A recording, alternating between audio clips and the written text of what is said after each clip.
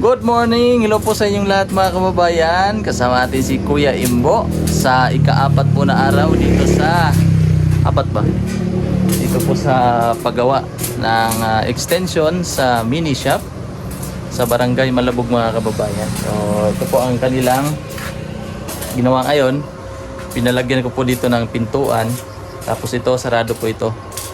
Lalagyan po ng cladding. Yan, cladding. Paikot.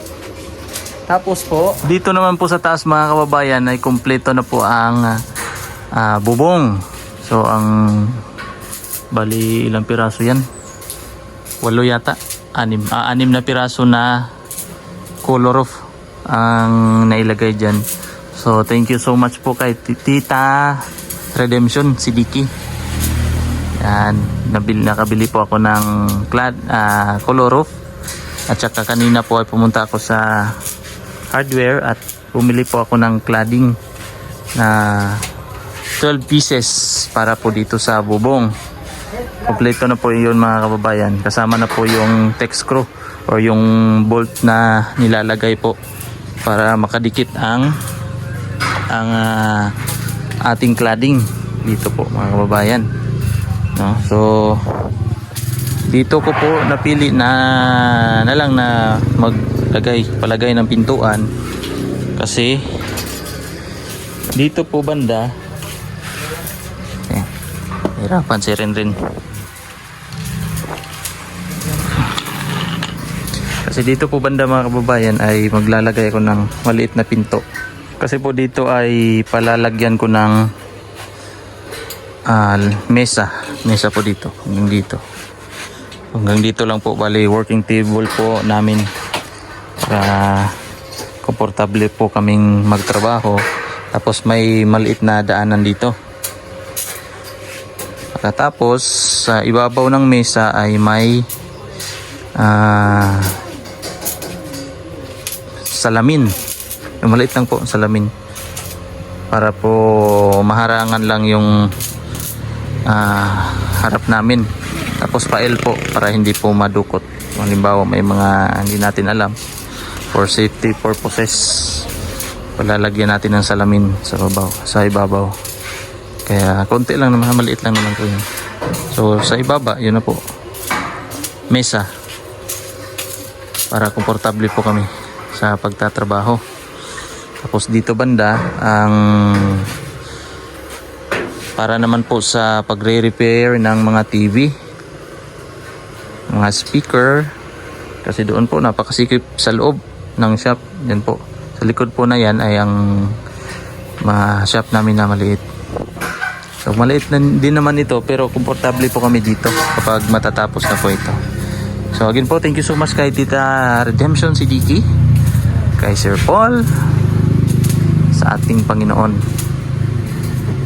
Binigyan po tayo ng chance na kahit paano po ay matupad ang ating dahan-dahang matupad ang ating pangarap. Ayan. At sa inyong lahat po mga kababayan, thank you so much din po sa inyo, sa inyong hindi po pag-skip ng ads at panunood po palagi. Nandito po napupunta ang ating sahod.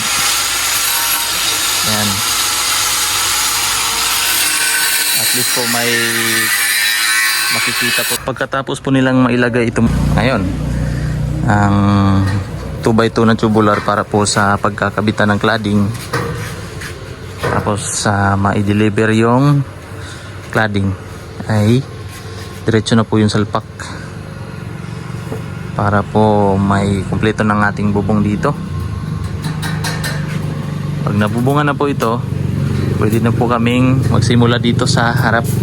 Parang canopy style po ito para sa waiting area ng ating mga nagpapagawang mga customer, papagawa ng kanilang cellphone. Kasi dito sa labas po, delikado. Lalo na po yung iba, kapag nagpapagawa, yung mga motor nila dyan lang sa kalsada. So ang gagawin natin dito ay pwede sila dito maglagay ng kanilang motor. Tapos ito ay ang waiting area na. Ano yan, tagay? Tagay. Mayon. Flying Tiger. Si Shane, ang ating receptionist. Si Junjun, ang ating trainee, technician. At ang head technician. Yan ang ating head technician. Kusog yung solar ay? So, okay. 13.5 tas pila to 40 amperes ang karga karon. 40 amperes. Ayan. Sakto ang init. Init po mga kababayan. Talagang magcha-charge yung solar generator namin. So, sa mga gusto pong magpakabit mga kababayan, PM na po kayo.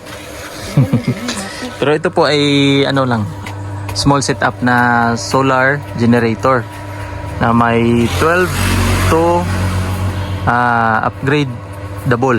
upgradable po siya hanggang 48 volts ang ating MPPT. Tapos may 3,000 watts na inverter from DC to AC. So yan po ang gamit namin. Tapos yan, breaker, solar panel na 200 watts. So ito, gamit namin sa wifi, sa electric fan, clip fan, ilaw. Ito po sa aming itong aming DC, ano to? DC power station, power supply. Ito po mga kababayan, yan, nakasolar na po yan. Pati itong aming signage, liwanag sa labas. At itong aming blower, hot air pala. Yan, naka-solar na po yan. Hot air at saka soldering iron. Pati aming CCTV ay naka-solar din po yan. Lahat na dito ay solar na po ang aming gamit.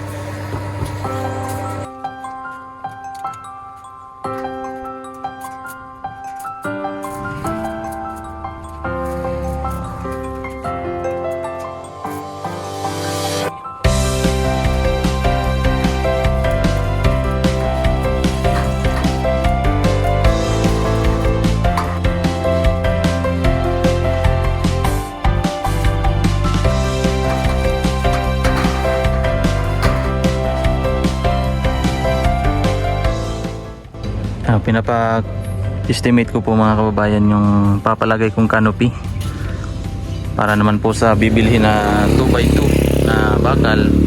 Tapos yung yero dyan na gamit namin sa maliit na shop dyan sa harap, yan na lang po ang gagamitin para hindi naman po yun masayang, no? Magamit pa rin. Tapos dito sa baba, dito naman po ay magpapagawa ko sa kanila ng mesa, working table. Yan, ni-estimate nila kung ilang piraso para mabili ko ngayon. So may sobra pa namang pera na pabili.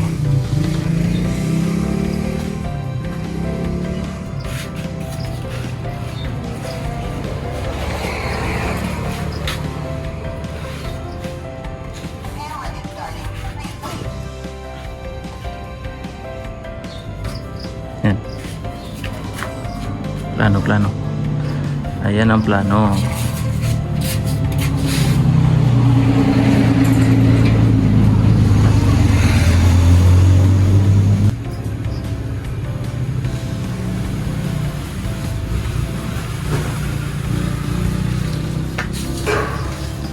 Two by two at 1x2.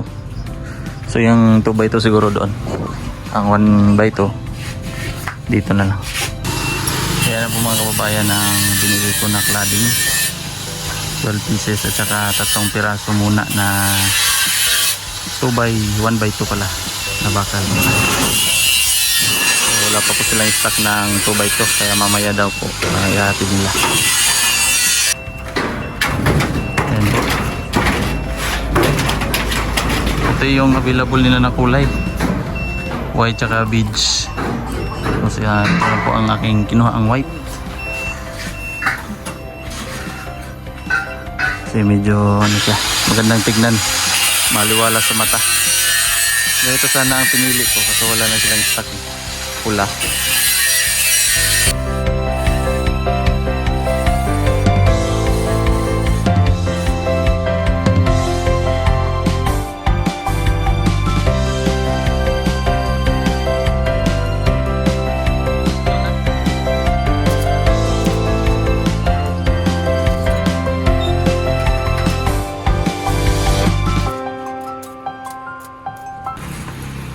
So ayan po mga kababayan, sinusukat na ni Kuya at ni Renren na ang mga cladding. Ang mga cladding, dito ang iba. So ang cladding, ayan po, para po madingdingan na. Gamit ang ating pangmalakasang barena. Color white po itong aking nabili. Okay naman po siya, malinis tingnan.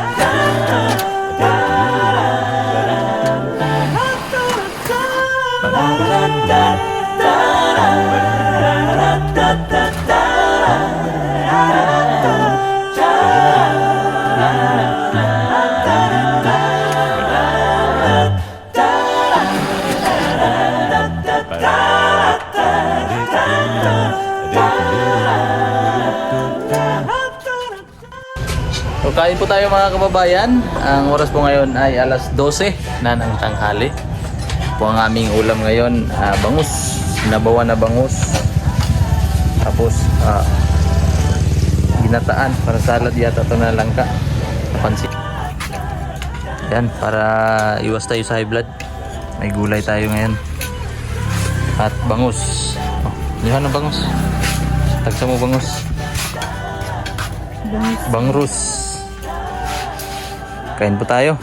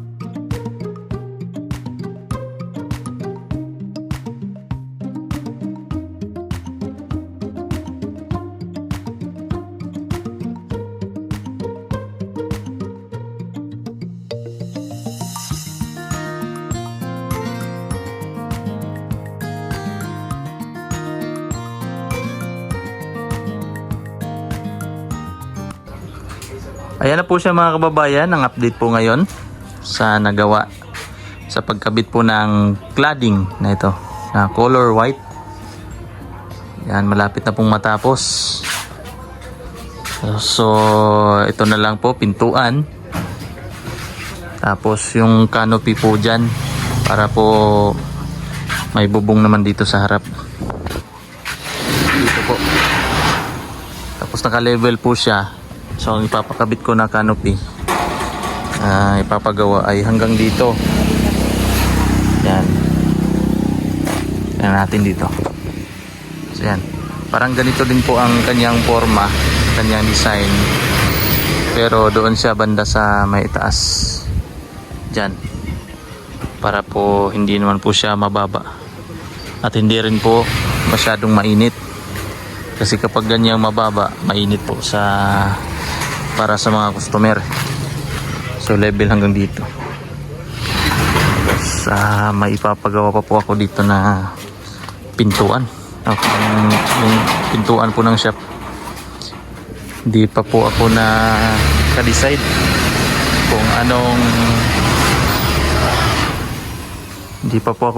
kung anong pintuan ba ang ilalagay dito.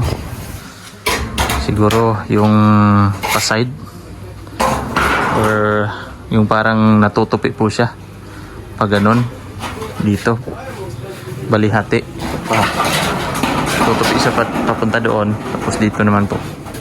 So depende kung anong maganda, hindi pa po nakapag-decide. So ayan po ang update natin ngayon mga kababayan.